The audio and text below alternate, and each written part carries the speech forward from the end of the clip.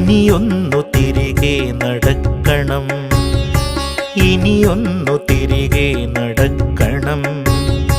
വന്ന വഴിയോർത്തോർത്തു പോകണം, ഇനിയൊന്നു തിരികെ നടക്കണം, ഇനിയൊന്നു തിരികെ നടക്കണം. വന്ന വഴിയോർത്തോർത്തു പോകണം. മുള്ളുപതിച്ചൊരാ വേവിൻ്റെ ചൂടുള്ള പെരുവഴിയിലൂടെ തിരിക്കണം, ഇനിയൊന്നു തിരികെ നടക്കണം.